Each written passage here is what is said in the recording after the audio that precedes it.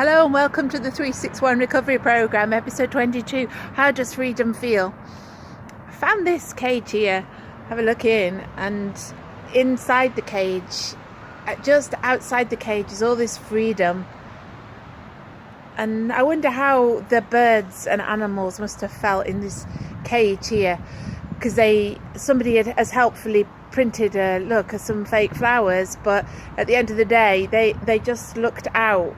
The cage was there, and then there was all this open space, so that was their view every day. And I just think to myself, how does freedom feel? That's today's blog. So how does freedom feel? Well, for the survivor of domestic abuse, freedom is everything. Freedom is the goal, the thing that we must all strive for. How does freedom feel to you? Well, to me, I can only talk for myself, and I think we all have to define freedom in our own way. I mean, freedom is not this cage.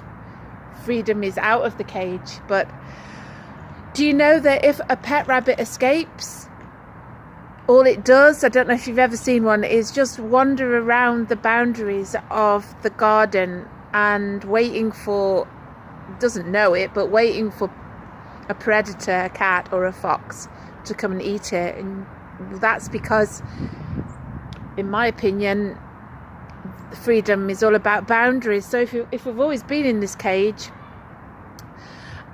open spaces are scary. So if these birds had been let out into this beautiful park, then maybe they wouldn't have known what to do with all that freedom. So freedom is about boundaries. Freedom is negotiating big open spaces. So when we come out of the cage, we can end up back in another cage straight away if we're not careful with all that space. Do we have the street smarts in love to survive? And really, for me, I would say freedom is a beach, a beautiful open space. I love the sea, I love the beaches. And freedom is also, for me, places like this, nature. But it took me a while.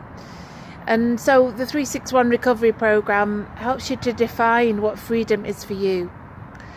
And it's different for all of us. Freedom costs. I've always said that, and I continue to say that. So freedom isn't as amazing as you might think. It's going to cost you financially as a survivor. It's going to cost you emotionally if you decide to stay on your own to recover.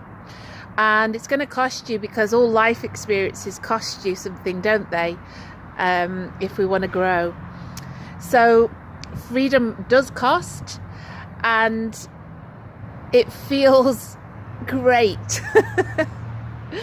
So more from Recovery 361 Recovery, Mondays and Wednesdays blog and YouTube. And I don't know about you, but I never want to go back into that cage.